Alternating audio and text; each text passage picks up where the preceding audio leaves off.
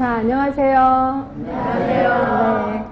네, 지역사회 간호 담당하고 있는 김희영입니다. 여러분들한테 지역사회 간호하면은 뭐가 생각나세요? 라고 얘기하면 대부분이 어렵다. 그죠? 뭘 외워야 되는지도 모르겠다.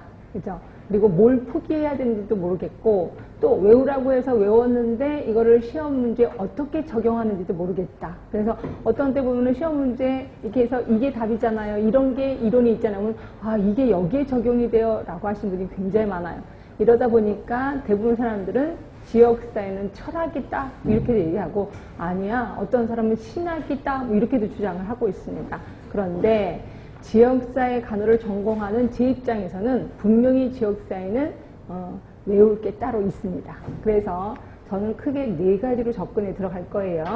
자, 하나는 반드시 외워야 될 게 있습니다. 자, 반드시 외워야 되는 거. 이걸 외워야, 이걸 암기해야 그 다음에 국시로 들어가셔야 돼. 근데 이거를 외우지도 않고 국시에 들어갔다. 그럼 당연히 떨어질 수밖에 없는 거죠. 그럼 이걸 반드시 외울 걸 다 외우면 어떻게 되느냐? 50% 정도는 맞을 수가 있을 거예요.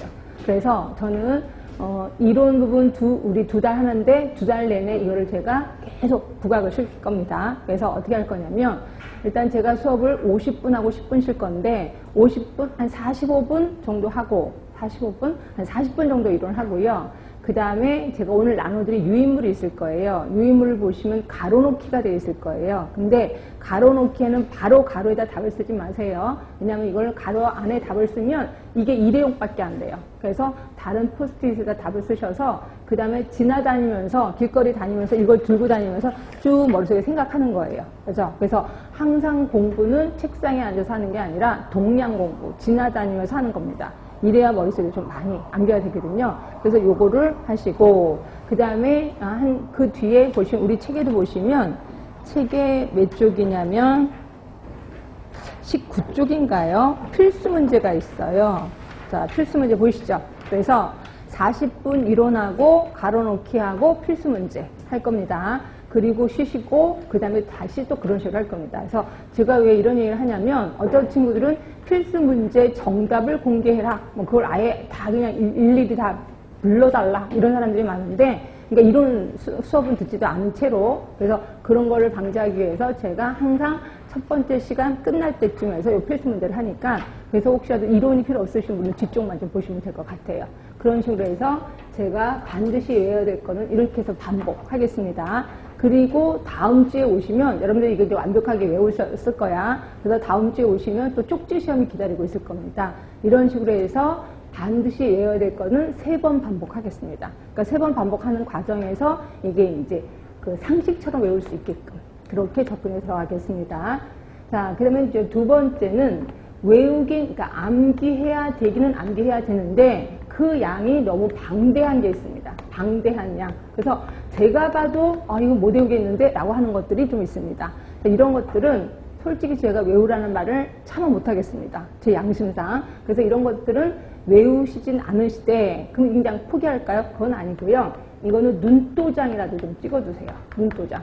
그 눈도장을 어떻게 찍느냐? 시험 보기 한 달 전부터 이걸 요약 정리를 하든지 뭐 복사를 하든지 아니면 뭐 핸드폰에다 저장을 하든지, 그래서 그냥 시간 나는 데 한 번씩 보는 겁니다. 그걸 한 번씩 읽어보세요. 이렇게 해보면 눈도장이 찍혀질 거고, 요게 현장에 가면 그대로 머릿속에 또 우연찮게 떠오를 때가 있습니다. 그래서 이런 것들은 이런 식으로 눈도장에서 맞으면 다행인 거고, 틀려도 그냥 괜찮다, 뭐 이런 식으로 접근하겠습니다. 그 다음에 이제 세 번째는 포기해야 되는 문제들이 있어요. 포기해야 되는 문제. 자, 이거는 제 이제 전공하는 사람 입장에서 볼 때는 되게 중요해요. 근데 여러분들이 너무 힘들어 하더라고요. 그래서 저는 이 부분을 포기하자, 과감하게. 그래서 이 부분에 대해서 여러분들이 설명을 해달라면 해줄 수는 있지만, 근데 여러분들 되게 힘들어요. 꼭 이 부분을 하다 보면 꼭 졸게 되더라고요. 그래서 이 부분은 그냥 과감하게 포기를 하겠습니다. 그래서 제가 얘기를 하겠습니다. 이 부분은 그냥 포기하세요. 이렇게 얘기를 할 겁니다. 그러니까 여러분들은 그렇게 하시면 되고요. 그 다음에 이제 4번째는 이제 사례 접근이라고 해서 대부분 이쪽의 문제가 점점 많이 나오는 추세입니다. 그래서 사례, 예를 들어서 어느 집에 방문을 갔다. 그 집에 가면 뭐 결핵 걸린 사람도 있고 아이들도 있는데 이럴 때 간호사 어떻게 해야 되느냐, 이런 식으로 사례 쪽이 있을 겁니다. 근데 대부분 우리가 대한민국 국민이고 그 다음에 간호학과 4년을 다녔으면 충분히 풀 수 있는 문제예요. 이건 감으로, 촉으로 뽑을 수 있는 문제입니다. 그런데 이거에 걸리는 사람들이 있더라고요. 누구냐면 어린 시절을 외국에서 보낸 사람.